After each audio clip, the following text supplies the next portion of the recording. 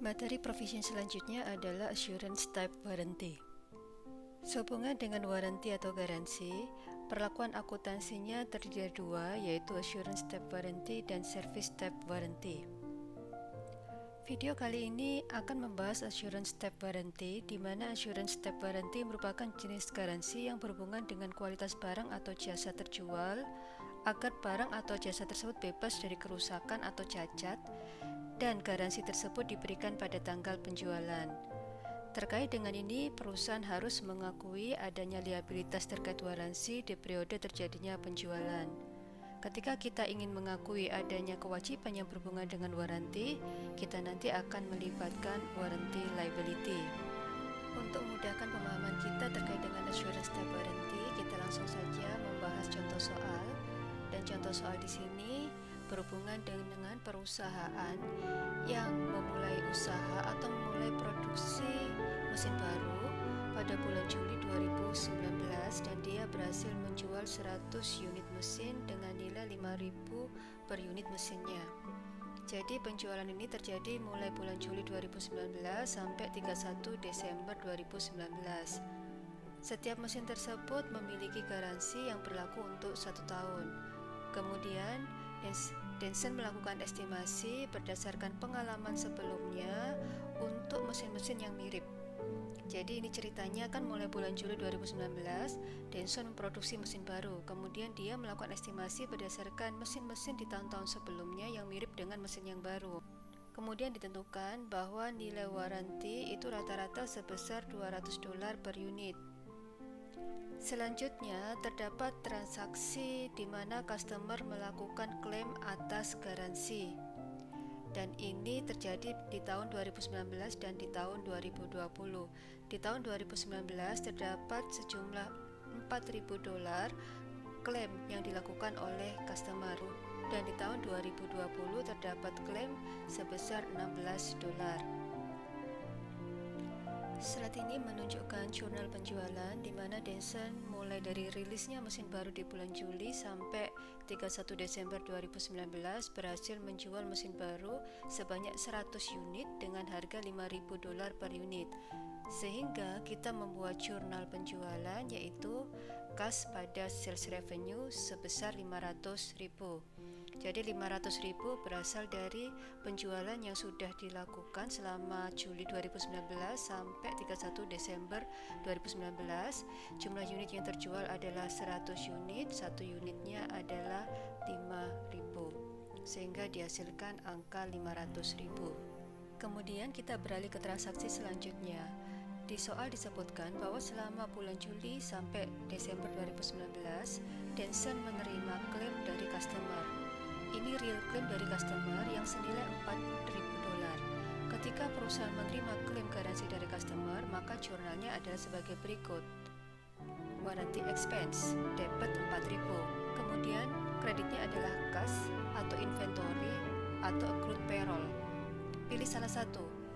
Karena ini harus melibatkan nama akun, jadi kita kan tidak bisa menggunakan kredit, kas, inventory, accrued payroll. Yang saya maksudkan di sini adalah jika customer melakukan klaim garansi yang menyebabkan perusahaan harus mengganti barang dalam bentuk uang, maka kreditnya kas, sehingga jurnalnya adalah warranty expense pada kas sebesar $4.000. Jadi jika perusahaan untuk memenuhi klaim garansi itu membutuhkan inventory, contohnya adalah suku cadang untuk memperbaiki mesin yang rusak tersebut, maka jurnalnya adalah warranty expense pada inventory. Jika untuk memenuhi klaim tersebut perusahaan harus membayar lebih, memberikan bonus atau gaji atau upah kepada karyawan, maka kreditnya adalah accrued payroll. Jadi ini tergantung kondisi real yang terjadi. Pada soal accrued payroll di sini maksudnya adalah kita mengakui adanya liabilitas untuk mengakui adanya hutang gaji kepada karyawan. Jadi ketika kita memproses klaim dari customer, kemudian dari klaim tersebut kita harus membayar orang, mempekerjakan karyawan untuk perbaiki mesin tersebut, maka kita akan berikan upah. Dan kita memberikan upah itu tidak langsung kas, tetapi karyawan bekerja terlebih dahulu, kasnya nanti akan kita bayarkan setelahnya. Sehingga jurnalnya di sini adalah warranty expense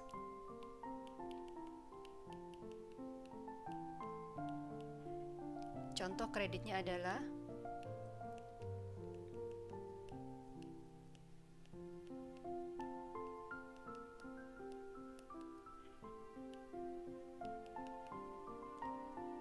jadi ini penjelasan dari saya kenapa kita melibatkan salary and wage payable atau hutang gaji.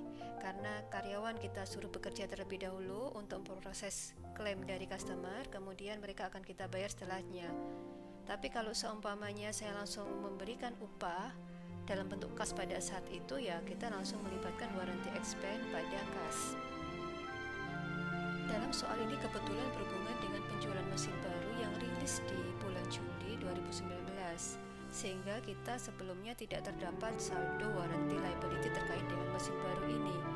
Jika ini tidak terkait dengan mesin baru dan terkait dengan mesin lama yang sudah dijual bertahun-tahun, pastinya selama bertahun-tahun juga kita pasti memiliki saldo warranty liability.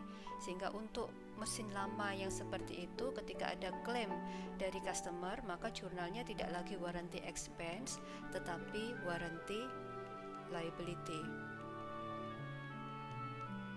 Sekarang kita masuk ke penjurnalan tanggal 31 Desember 2019, yang berarti di sini kita harus membuat jurnal penyusian terkait dengan garansi, di mana jurnal penyusian itu pasti melibatkan estimasi garansi dan kita menjurnalnya warranty expense pada warranty liability. Jadi kita sudah paham bahwa estimasi garansi itu ditetapkan sebesar $200 per unit dan perusahaan berhasil menjual 100 unit. 100 unit ini semuanya ada garansi. Berarti perhitungan di sini menghasilkan angka 20.000 untuk estimasi garansi.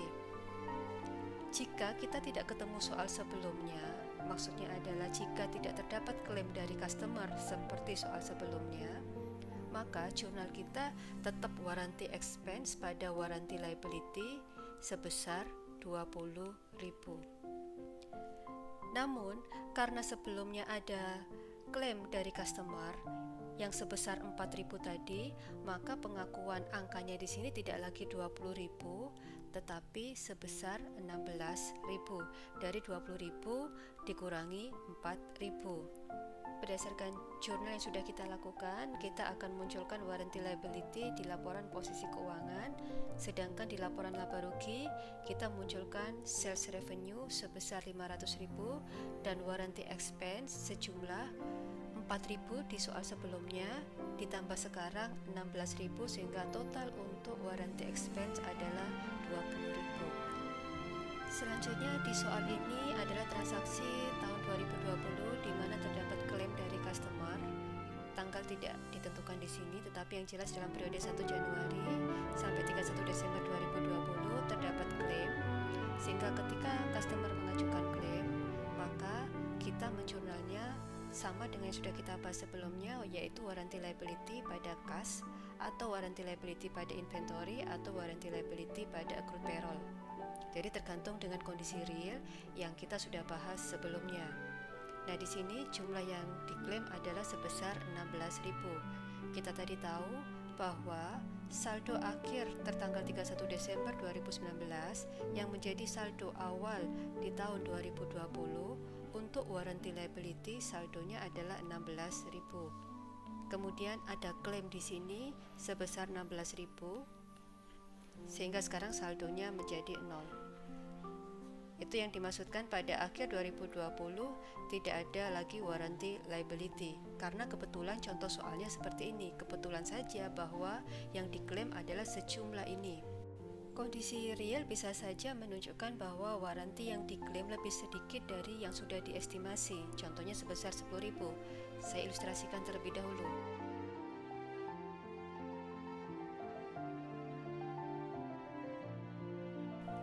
Berdasarkan contoh-contoh soal sebelumnya, menghasilkan saldo akhir di tahun 2020 untuk warranty liability adalah 16.000 yang menjadi saldo awal di tahun 2020 adalah sebesar 16.000. Kemudian ada klaim dari customer yang sebesar 10.000 tadi, sehingga jurnal kita adalah contoh warranty liability pada kas sebesar 10.000.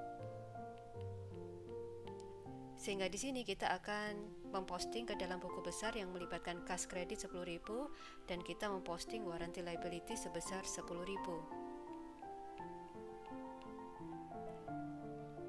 Dan di sini kita menghasilkan angka 16.000 dikurangi 10.000, kita memiliki saldo akhir di tahun 2020 sebesar 6.000.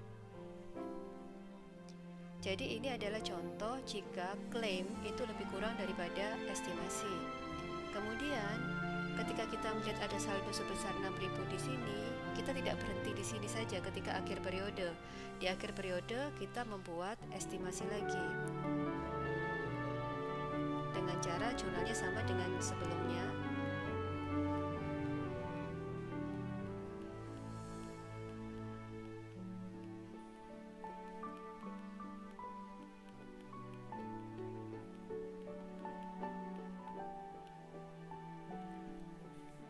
Jurnalnya sama, yaitu warranty expense pada warranty liability.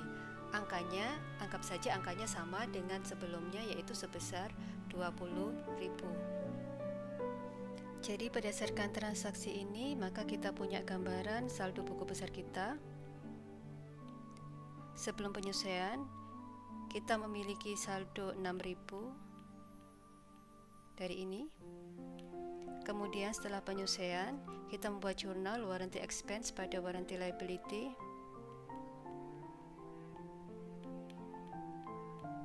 Sehingga saldo warranty liability kita di akhir periode menjadi 26.000. Sekali lagi saya tekankan bahwa angka 20.000 ini adalah angka estimasi, di mana angka estimasi ini ya penuh dengan kebijakan manajemen. Kebetulan aja contoh yang saya berikan adalah estimasi tahun ini sama dengan estimasi tahun 2019, yaitu sebesar 20.000. Skenario lain bisa saja menunjukkan bahwa manajemen melihat saldo warranty liability, di mana saldo warranty liability masih menyisakan 6.000. Dengan kata lain, bahwa klaim atas garansi yang dilakukan oleh customer itu lebih rendah daripada estimasi, dan bisa saja manajemen memikirkan bahwa ternyata kualitas produknya bagus, sehingga perusahaan ini tidak perlu mengestimasi sama dengan tahun sebelumnya. Bisa saja estimasi nilainya diturunkan. Jika estimasi diturunkan contohnya ke 18.000, maka jurnal kita adalah warranty expense pada warranty liability sebesar 18.000. Dan ini nanti kita posting ke buku besar yang menghasilkan saldo akhir. Kita kembali ke slide sebelumnya terkait dengan jurnal penyesuaian, karena saya ingin menjelaskan lebih detail terkait dengan estimasi. Nah, di slide kita ini kita menggunakan skenario bahwa dari 100 unit produk yang terjual itu semuanya diasuransikan. Jadi nilai asuransinya adalah 200 per unit produk terjual, sehingga menghasilkan angka. Namun bisa saja skenario lain menunjukkan seperti ini. Memang dari 100 unit yang terjual, semuanya ditawarkan asuransi sebesar $200 per unitnya. Cuma ketika akhir periode, manajemen perusahaan menetapkan kebijakan bahwa tolong jangan estimasi semuanya yang diklaim. Namanya estimasi bisa benar bisa salah.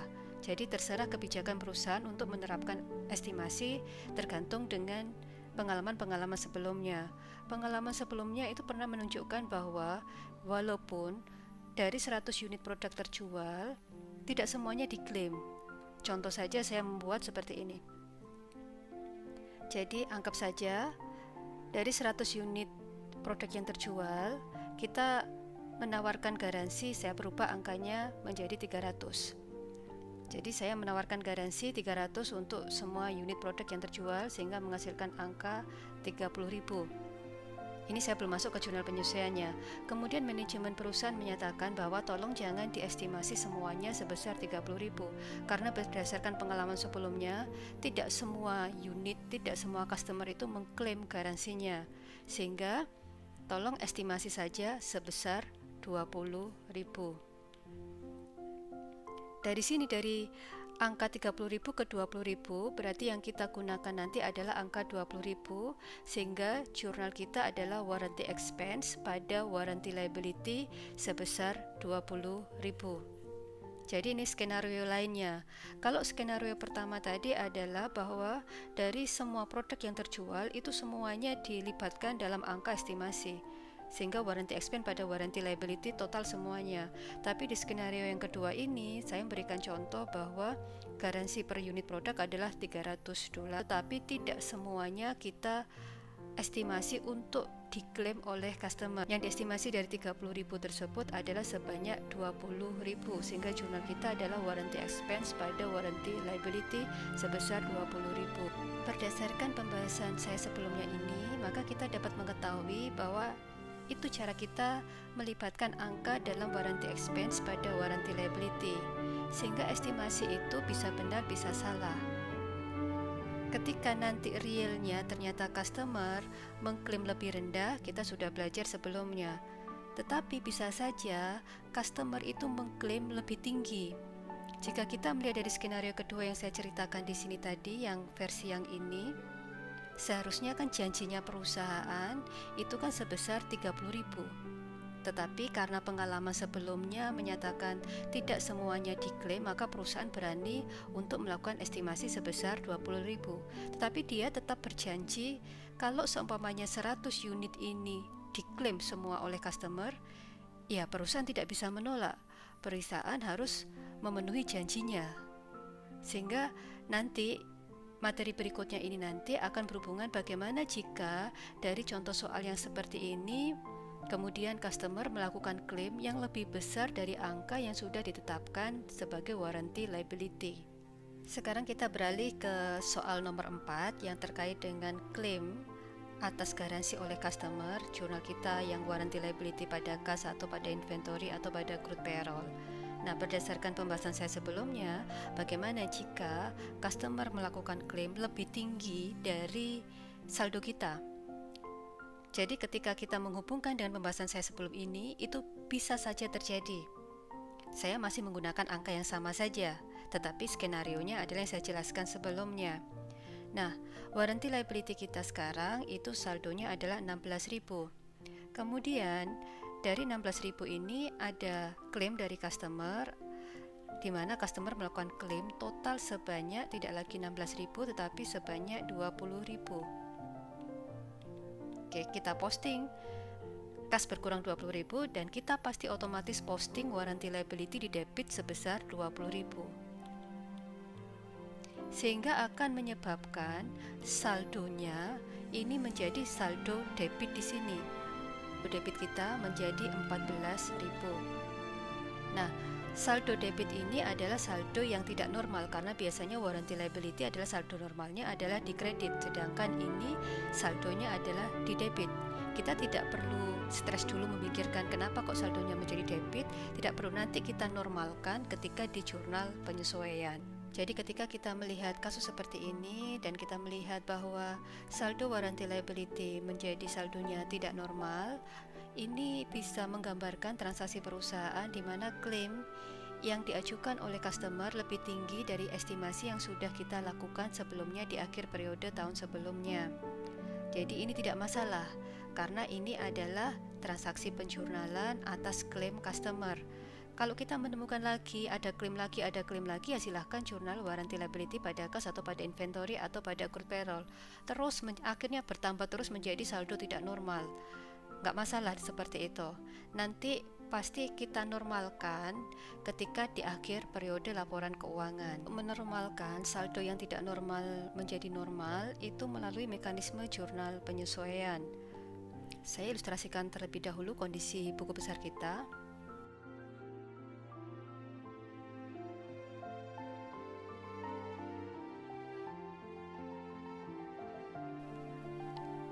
Jadi seperti yang sudah saya bahas sebelumnya, kita berangkat dari saldo awal kita adalah 16.000, kemudian customer melakukan klaim sehingga kita menjurnal warranty liability pada kas sebesar 20.000. Saya buat tanggalnya adalah tanggal 1 Maret 2020 ketika customer melakukan klaim dan kemudian menghasilkan saldo tidak normal di debit yaitu sebesar 4.000. Kemudian di akhir periode tanggal 31 Desember 2020 kita melakukan estimasi untuk membentuk warranty liability. Jurnalnya adalah jurnal penyusuaian.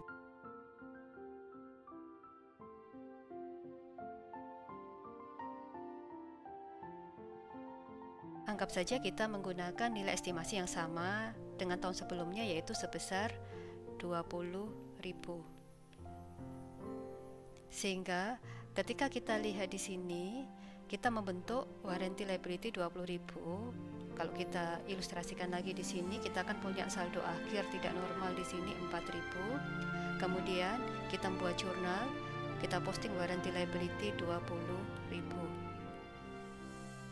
Sehingga sekarang sudah kembali ke saldo normal sebesar 16.000. Jadi inilah ilustrasi bagaimana cara kita menormalkan saldo yang sebelum penyelesaian tidak normal menjadi normal. Karena tenang saja, kita di akhir periode akan menemukan estimasi, dan estimasi itu berdasarkan kebijakan manajemen, dan ketika manajemen menetapkan kebijakan itu berdasarkan pengalaman-pengalaman sebelumnya, berdasarkan analisis atas kondisi real kualitas produk juga. Nah, contoh di sini ditetapkan estimasinya sama, yaitu 20.000. Dan jika manajemen perusahaan ingin saldo akhir warranty liability harus tetap 20.000. Jika manajemen perusahaan ingin seperti itu, maka kita tidak akan melibatkan angka 20.000, tetapi kita akan melibatkan angka 24.000. Sehingga di sini kita gambar lagi seperti ini. Mulai dari saldo tidak normal kita 4.000, kemudian kita posting 24.000, sehingga sekarang warranty liability-nya adalah sebesar 20.000. Inilah ilustrasi terkait dengan kondisi di akhir periode, di mana kita harus membuat estimasi dengan beberapa skenario. Dan assurance type warranty sudah selesai. Selanjutnya kita akan membahas jenis garansi lainnya, yaitu service type warranty.